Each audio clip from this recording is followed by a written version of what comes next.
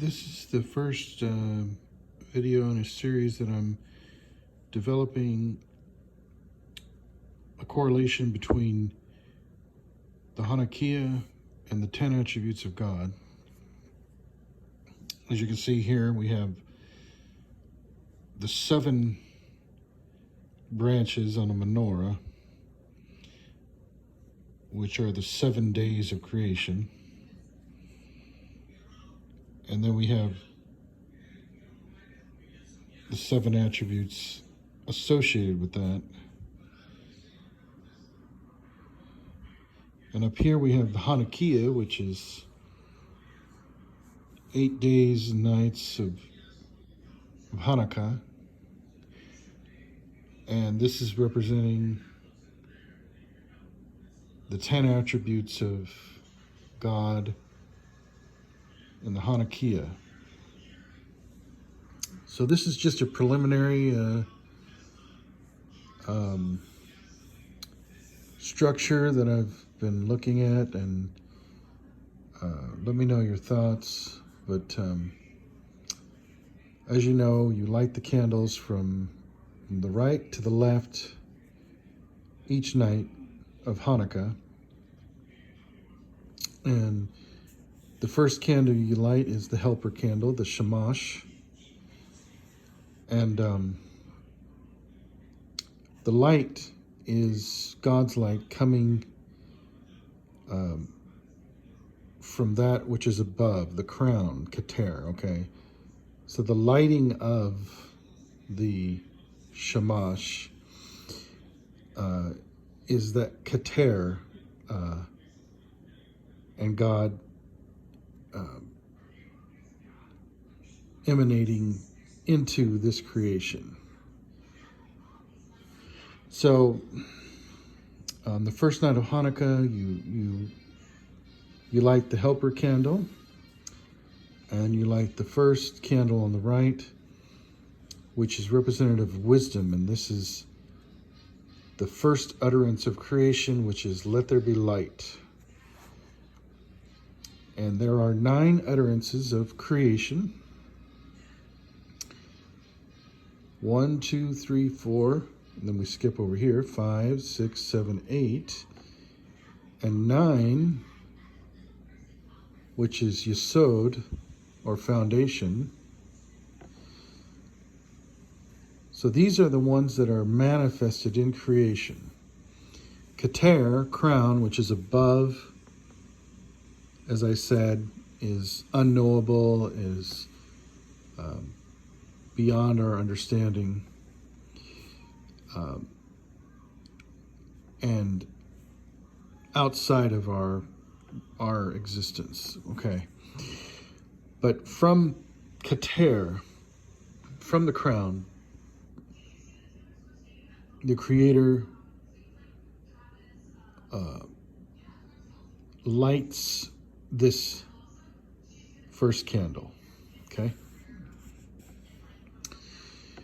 And then in the very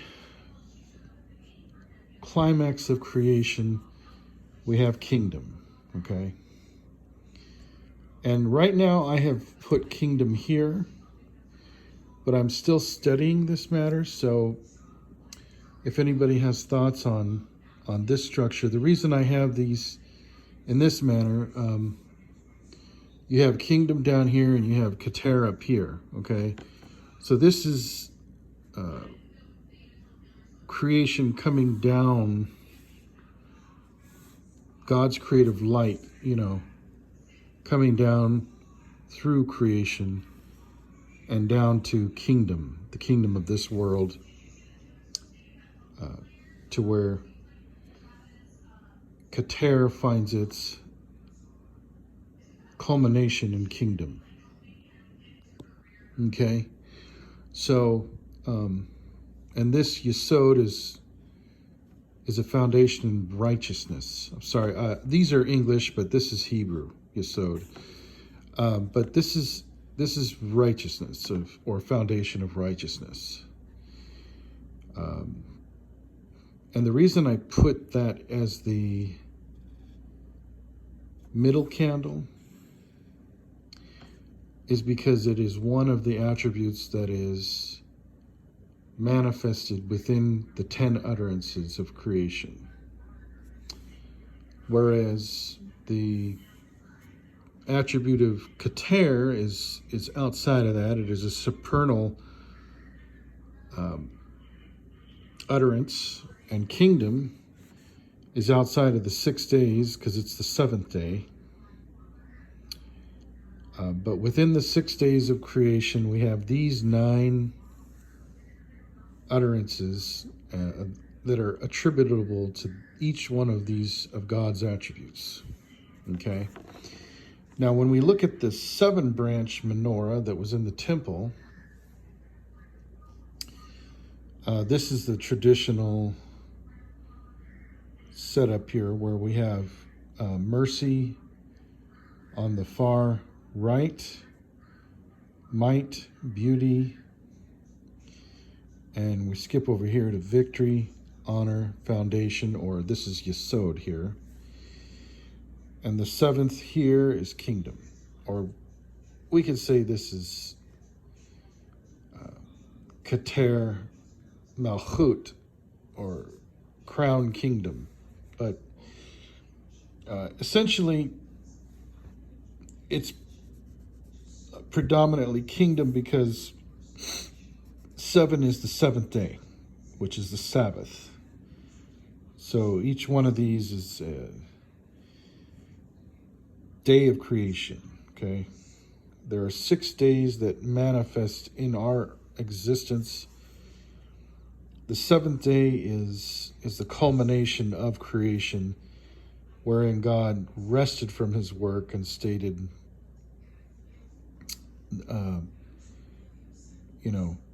he looked at all things were good, and he rested from his work, okay? And this is also the end of time. This is the millennium of Sabbath right here. And this is kingdom, okay? So in the Hebrew, this is chesed. We have Geburah or Gevurah, Tiferet, Natsach, Hod, Yesod, and Malchut, okay? So in this similar fashion, this is traditional. This is a traditional reckoning here. Up here we have the Hanukkiya, which is based on the 8 days of Hanukkah, but I saw that it had 9, okay? And the fact that there are 9 utterances wherein it says in the book of Genesis chapter 1, and God said, let there be light. And then on the 2nd day, or the 2nd utterance, let there be a firmament. On the 3rd utterance, let the waters be gathered together. On the 4th utterance, God said, let the land bring forth trees, and, basically vegetation. The 5th utterance is, let